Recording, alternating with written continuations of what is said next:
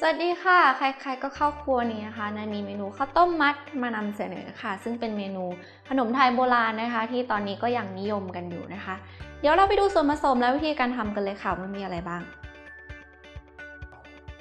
ส่วนผสมของเมนูข้าวต้มมัดนะคะก็จะมีข้าวเหนียวเขี้ยวงูค่ะนำไปล้างน้ำให้สะอาดนะคะแล้วก็แช่น้ำค้างคืนไว้ประมาณ1คืนค่ะแล้วก็พอครบเวลาแล้วเนี่ยก็ตักขึ้นเสด็จน้ำมาไว้ค่ะ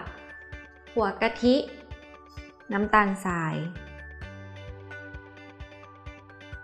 กล้วยน้ำว้าถั่วดำต้มสุกค่ะใบเตยเกลือใบตองเราจะแบ่งเป็น2ขนาดนะคะเป็นชั้นนอกและชั้นในค่ะแล้วก็จะเป็นตอกนะคะเอาไว้มัดตัวข้าวต้มมัดนะคะอันนี้จะแช่น้ำไว้ให้นิ่มนะคะ 2-3 ชั่วโมงค่ะส่วนผสมครบแล้วเราไปลงมือทำกันเลยค่ะเราเริ่มขั้นตอนแรกของการทำข้าวต้มมัดกันเลยนะคะเราจะเริ่มจากกวนข้าวเหนียวกันนะคะจะเริ่มตั้งไฟแล้วใส่กะทิลงไปค่ะ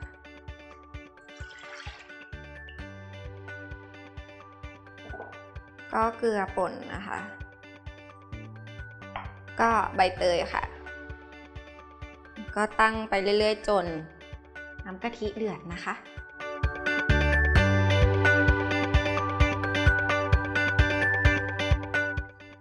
พอกะทิเดือดแล้วนะคะเราก็จะใส่ข้าวเหนียวนะคะที่เราแช่น้ำเอาไว้แล้วลงไปกวน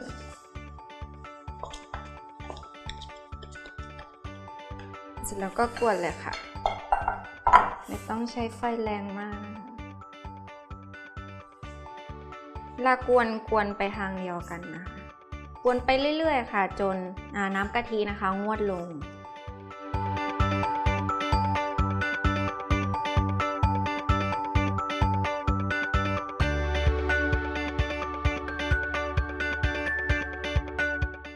พอตอนนี้นะคะกะทิก็เริ่มงวดแล้วเราก็จะใส่น้ำตาลลงไปค่ะแล้วก็จะกวนต่อนะคะจนข้าวเหนียวมันเงานะคะ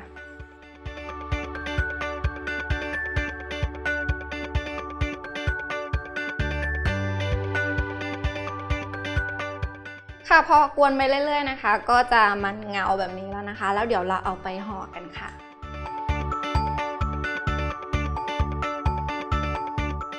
ตอนนี้เราก็มาถึงขั้นตอนการทำมัดข้าวต้มแล้วนะคะแล้วก็เอาใบตองค่ะวางไปก่อนเอามาใช้นะคะก็ไปล้างนะคะแล้วก็เช็ดให้แห้งนะคะเราจะวางให้ด้านมันนะคะหันออกทั้ง2ด้านเสร็จแล้วก็วางเป็นถั่วดำลงไปค่ะ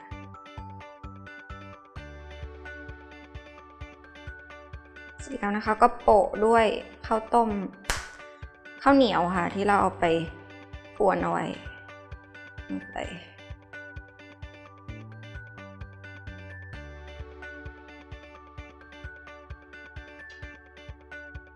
วางกล้วยค่ะ1 ชิ้นแล้วก็โปะด้วยข้าวเหนียวอีกอัน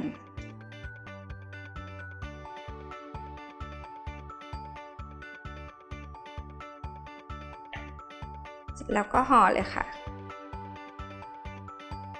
วิธีห่อนะคะก็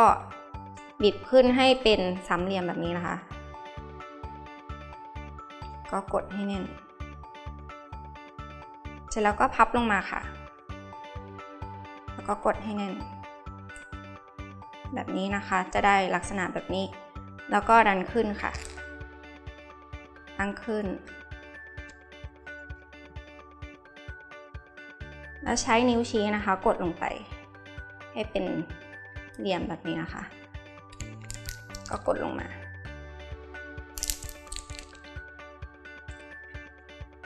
ด้านหนึ่งได้แบบนี้นะคะแล้วก็พลิกกลับด้านแล้วก็ทำเหมือนเดิมเลยดันจีบนะคะให้เป็นแหลมๆแบบนี้นะคะแล้วก็ดันอีกด้านหนึ่ง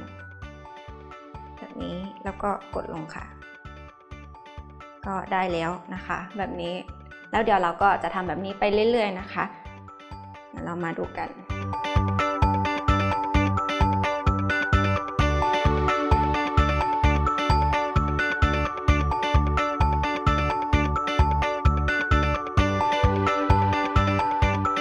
ค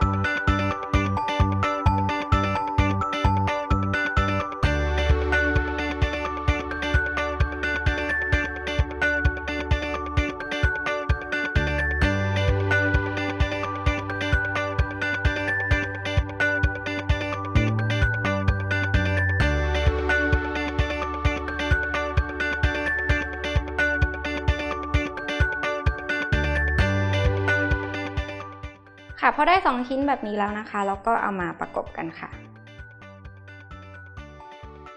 พยายามห่อให้เท่ากันนะคะก็เราก็จะใช้ตอกนะคะที่เราแช่น้ำจนนิ่มค่ะหรือว่าถ้าเกิดแถวบ้านใครนะคะหาไม่ได้ก็สามารถใช้เป็นเชือกได้ค่ะก็เอามามัดเลยก็ขมวดปมค่ะ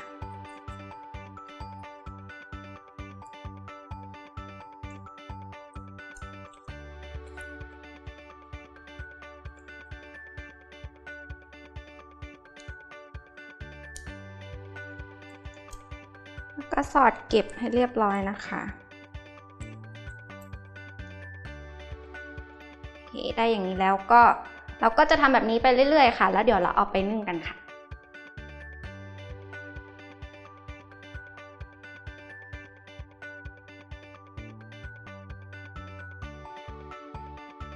เสร็จแล้วเดี๋ยวเราจะเอาไปนึ่งบนน้ำเดือดนะคะที่เวลาประมาณ30 นาทีนะคะประมาณนี้แล้วแต่ขนาดของข้าวต้มมัดนะคะแล้วก็ความสุกมากสุกน้อยของการกวนข้าวเหนียวเราค่ะแล้วเดี๋ยวเรามาดูกันว่าหน้าตาจะออกมาเป็นยังไงค่ะ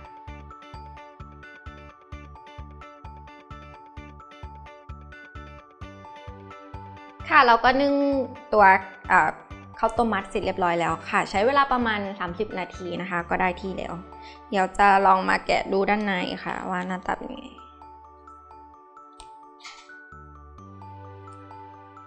นี่ค่ะโอเคเรามาดูด้านในกัน